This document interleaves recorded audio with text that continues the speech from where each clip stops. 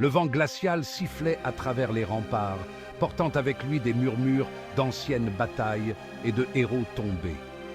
Stefan Veil serrait son épée, le métal froid contre sa peau gantée. Chaque battement de son cœur résonnait dans ses oreilles, un rappel constant de la vie qu'il risquait de perdre. L'aube pointait à peine, peignant le ciel de teintes violettes et orangées. Les premières lueurs du jour semblaient presque irréelles, comme un rêve fragile avant le cauchemar de la bataille.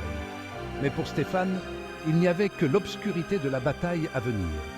Une obscurité qui semblait vouloir engloutir tout espoir. La terre tremblait légèrement, annonçant l'approche de l'ennemi. Chaque vibration sous ses pieds était un présage de la violence imminente. Les soldats derrière lui chuchotaient des prières et ajustaient leur équipement. Ils étaient prêts, du moins en apparence. Leurs yeux trahissaient une peur qu'ils tentaient de dissimuler. Lui, il ne l'était pas. Pas vraiment. Le doute s'insinuait dans son esprit, une ombre persistante qu'il ne pouvait chasser. La peur était une bête sournoise. Elle rampait dans les ténèbres, prête à bondir à tout moment. Elle se tapissait dans les recoins sombres de mon esprit, menaçant de me consumer.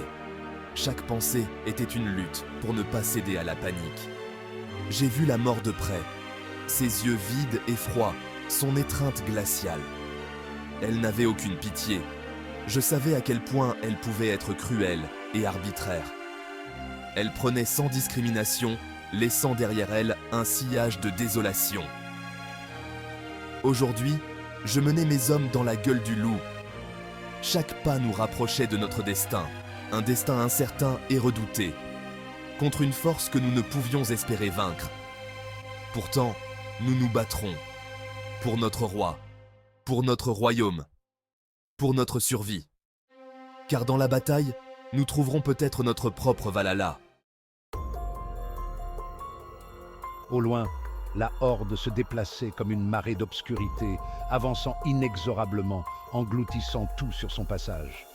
Des formes grotesques et tordues, animées par une magie néfaste, se mouvaient avec une fluidité inquiétante, comme si elles étaient une seule entité. Des bêtes autrefois majestueuses, désormais réduites à des parodies corrompues d'elles-mêmes, leurs runes brillantes trahissant leur ancienne grandeur. Leurs yeux brillaient d'une lueur rouge sang dans la pénombre, des phares sinistres dans l'obscurité témoignant de leur malveillance.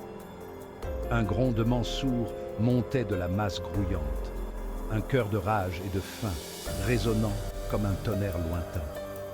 Stéphane avait entendu des histoires sur ces créatures, des récits effrayants qui semblaient maintenant bien réels, des légendes murmurées autour des feux de camp, des avertissements transmis de génération en génération. Mais rien ne pouvait le préparer à la réalité qui se tenait devant lui, une horreur vivante et palpable. La terre vibrait sous nos pieds, chaque tremblement résonnant dans nos os. L'air était lourd de l'odeur de la pourriture et de la magie fétide, une brume épaisse enveloppant tout. La discipline était notre seul espoir, notre seul avantage face à cette marée de ténèbres. J'avais disposé mes troupes avec soin. Archers sur les remparts, infanterie en formation serrée, cavalerie prête à charger, chaque soldat conscient de son devoir. Chaque unité avait un rôle à jouer, un sacrifice à faire. Nous étions prêts à tout pour défendre notre terre. Général Veil! La voix rauque du sentinelle le tira de ses pensées. L'homme était un vétéran grisonnant, marqué par d'innombrables batailles.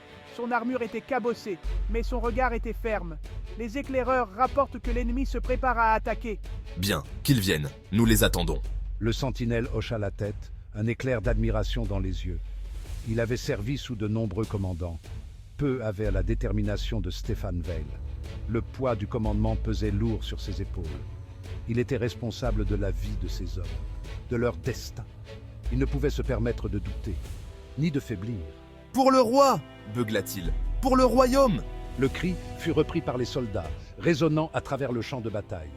Un dernier acte de défi face à l'obscurité. L'enfer se déchaîna.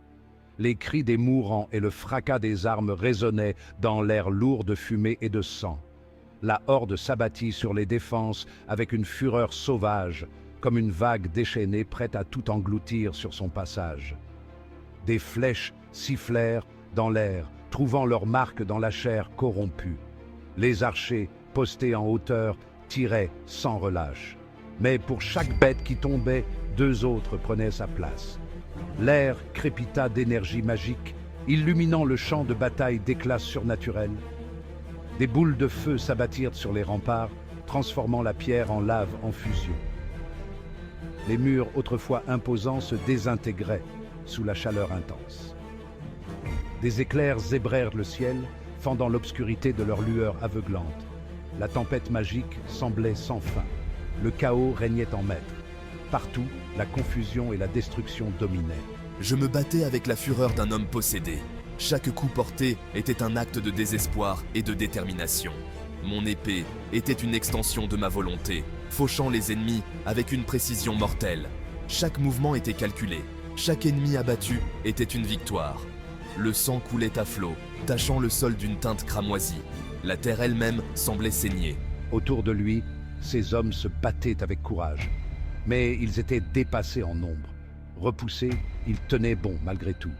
Chaque pouce de terrain était défendu avec acharnement. Les soldats ne reculèrent devant rien pour protéger leur terre. Chaque victime vengée avec une rage froide. La vengeance était leur seul réconfort dans ce carnage. Mais le temps jouait contre eux. Chaque seconde qui passait les rapprochait de l'inévitable. L'œil du cyclone. Au milieu de la mêlée, Arthur Leywin observait. Il était arrivé avec les renforts, juste au moment où la situation semblait désespérée. Mais il ne s'était pas précipité dans la bataille. Pas encore. Arthur était un ouragan retenu, attendant le bon moment pour se déchaîner. Il étudiait le champ de bataille, son esprit analysant chaque mouvement, chaque formation ennemie. Il voyait les faiblesses que les autres ne pouvaient pas voir, les points de pression qui pourraient renverser le cours de la bataille. Son mana bouillonnait en lui, puissant et impatient. Il avait soif d'action, mais Arthur savait que la précipitation était le meilleur allié de l'ennemi. Il attendrait, il observerait, et quand le moment serait venu, il frapperait avec la force d'un dragon. L'éveil du dragon. Votre Altesse, nous devons agir. Nos hommes se font massacrer. La voix de Varey était tendue, empreinte d'inquiétude. Patience, Varey. Tout se déroule comme prévu. Varey le regarda incrédule. Comme prévu, mais... Fais-moi confiance. Il ferma les yeux un instant, se concentrant sur le flux du mana. Le moment était venu. Le mot quitta ses lèvres comme un murmure. Et le monde trembla. Une vague d'énergie brute explosa d'Arthur, déferlant sur le champ de bataille. Les arbres se courbèrent sous la pression. La terre se fendit. Les soldats des 2 côtés s'arrêtèrent, stupéfaits par la démonstration de pouvoir. Arthur ouvrit les yeux et il brillait désormais d'une lueur dorée. Il était prêt. S3. Media. Person standing ready for battle. Warrior ready with glowing eyes. Azura. Sacrifice et stratégie. La bataille changea de visage. Il laissait derrière lui une traînée de destruction. Des éclairs de mana jaillissèrent de ses mains, incinérant ses ennemis. Chaque mouvement était calculé, précis, mortel. Il ne cherchait pas à tuer tous les ennemis, seulement à les ralentir, à les canaliser. Arthur dirigeait la horde comme un berger guidant son troupeau, les conduisant vers un piège qu'il ne pouvait pas voir. Un sacrifice nécessaire pour assurer la victoire. Stéphane, observant depuis les remparts, comprit le plan. Il donna l'ordre de battre en retraite. Ces hommes se replièrent à travers une brèche dans le mur, se retirant dans la forteresse.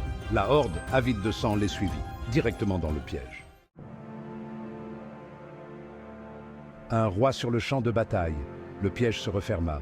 Des runes magiques s'illuminèrent sur le sol, emprisonnant la horde dans une cage d'énergie scintillante. Des archers postés sur les toits décochèrent des volées de flèches, fauchant les ennemis piégés. Arthur, debout au milieu de la mêlée, leva les mains vers le ciel. Maintenant, Varey. Un rugissement déchira l'air. Varey, chevauchant son dragon, fondit sur la horde piégée, crachant un torrent de flammes. La bataille touchait à sa fin. Les forces du roi, inspirées par le courage d'Arthur et la puissance de Varey, se battaient avec une vigueur nouvelle. La horde prise au piège et décimée commença à céder. Des créatures fuirent, cherchant à échapper au carnage.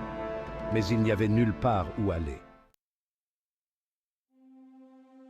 Au bord du précipice, Arthur se tenait au bord du champ de bataille, son corps endolori, mais son esprit vif. Autour de lui, les derniers vestiges de la Horde étaient anéantis. La victoire était à eux. Mais à quel prix? Le sol était jonché de cadavres. Amis et ennemis tombaient côte à côte. Le coup de la guerre était toujours lourd à porter. Il ressentait le poids de chaque vie perdue sur ses épaules, la responsabilité de chaque goutte de sang versée. C'était le fardeau du roi, un fardeau qu'il portait avec détermination et tristesse. Les cicatrices de la victoire. La bataille était terminée, mais la guerre était loin d'être finie. Arthur le savait. Il y aurait d'autres batailles, d'autres sacrifices. Mais pour l'instant, il s'autorisa un moment de répit. Un moment pour honorer les morts et soigner les blessés. Un moment pour se préparer à l'avenir. Car le danger n'était jamais loin. Et Arthur Lewin, le roi dragon, serait prêt à l'affronter. Pour son peuple, pour son royaume, pour le bien de tous.